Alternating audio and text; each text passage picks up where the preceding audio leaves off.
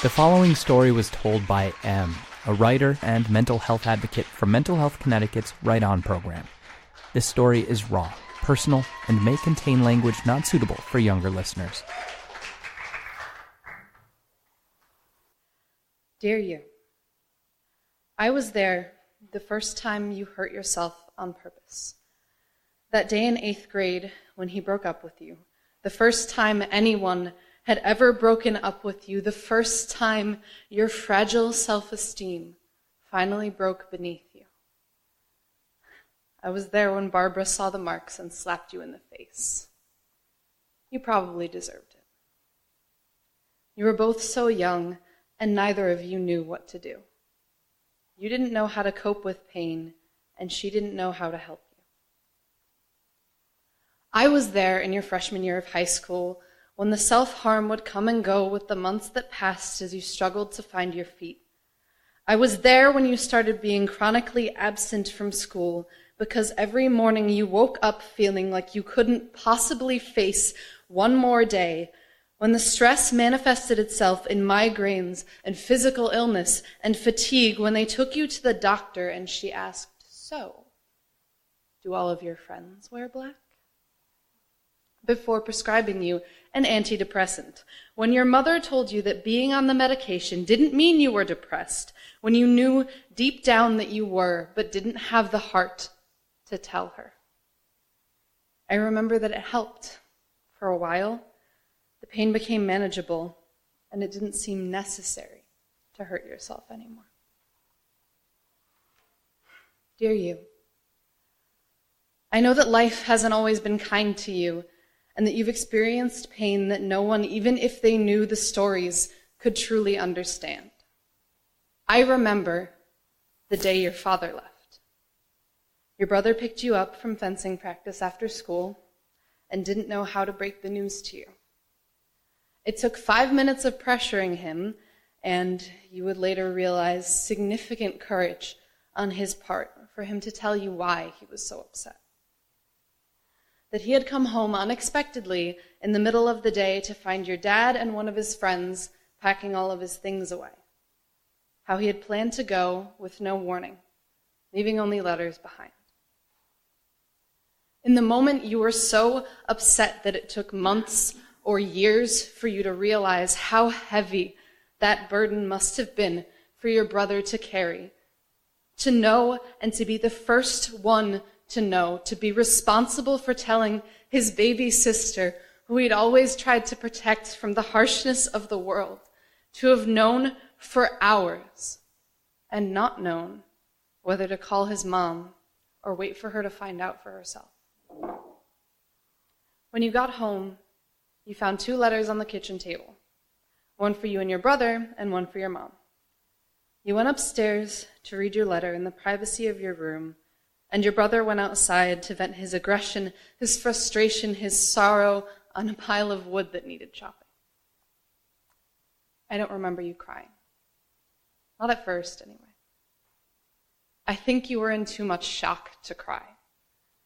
I remember how you watched your mom's car pull up the driveway, wondering, what do I do? Do I run out to tell her? Do I let her see for herself? In a moment you would regret forever, you were so plagued with indecision that before you knew what to do, you heard the front door open and your mom walk in. There was a pause.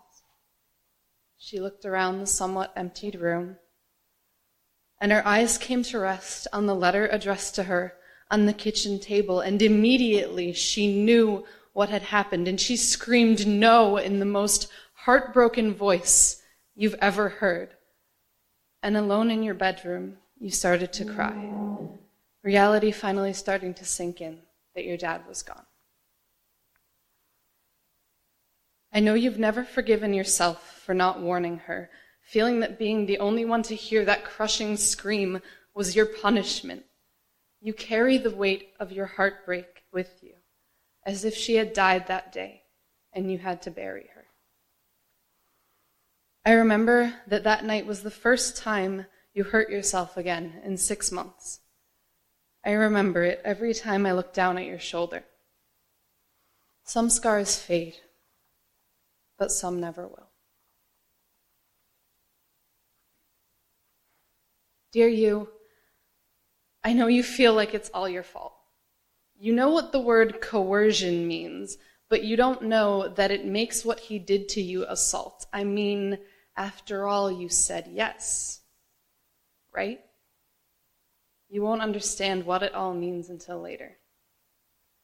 5 years from now, you'll be taking your first women's studies course in college, and you'll start to understand that coercion is still rape, just by another name. It will change your whole world.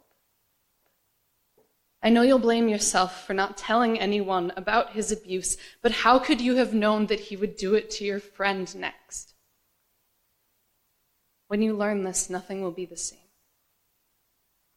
It will set you on a downward spiral so deep that all you'll know is darkness. I know that you will wage war on your body, that you will carve fault lines into it, that you will touch your glass face and wish that it would shatter, that you will hold mortality and lethality in your worn-out fists and question everything. I know that one day you won't be able to see the point of fighting anymore, and you'll try to give up. I know that when you wake up on the bathroom floor, you won't tell anyone but your therapy group. I know that you will try to end your life. And I know that even after you've recovered, when you're 21, a senior in college, you'll stop taking the meds for your hyperthyroidism because they make you gain weight, even though you know that decision could kill you. And I forgive you. Dear you, I know you will become so lonely that you will accept any form of affection as it's offered, even if it's unworthy of you. You will take what is given because you think it's all you can get, no matter how many times you discover he's lied to you, that he's seeing someone else, that he's not as ready as he said he was. You'll forgive him because of his fears, because your heart is too big, because you don't want to see the truth, because you can't deal with the pain of admitting he's using you. His manipulation will make you feel smaller than yourself. The emotional abuse will make you believe you deserve the pain of dishonesty, that you can't expect anything more because you refuse to see it as it is. And you will hate yourself and wish that you could hurt yourself. But he would know, and he would never care about you again, even though he never cared about you at all. And even the absence of genuine human feeling and the crater it leaves behind are too much to lose. I can't promise you that it will be easy, but I can promise you that it will be easier, that you will be seen and understood and loved as valuable, that you will be treated with the kindness you didn't think you deserved. And when it comes to love, that's all you need. Dear you, I want you to know that I'm proud of how far you've come, even though we both know how far you still have to go. I've seen you make some of life's hardest decisions, and even though you sometimes made the wrong choice, you carried yourself through the doubt and the pain and the wretched and the dark with more grace and dignity than violence and rage. I know some days you feel weak and exhausted just from getting out of bed. And some days are brilliant, but some days just surviving is a miracle. And I know that some days you are too tired to maintain hope, let alone carry that light for others. And some days you are a beacon of sunlight pouring out into the abyss and leading them through it. I can't promise you that all days will be like the good ones, but I can promise you that not all days will be like the bad ones. And that's something worth living for.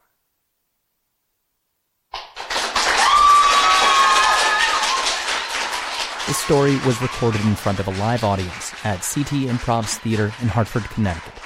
Want to hear more young adults find their voice and speak their truth? Go to mhconn.org/writeon. That's WRITEON.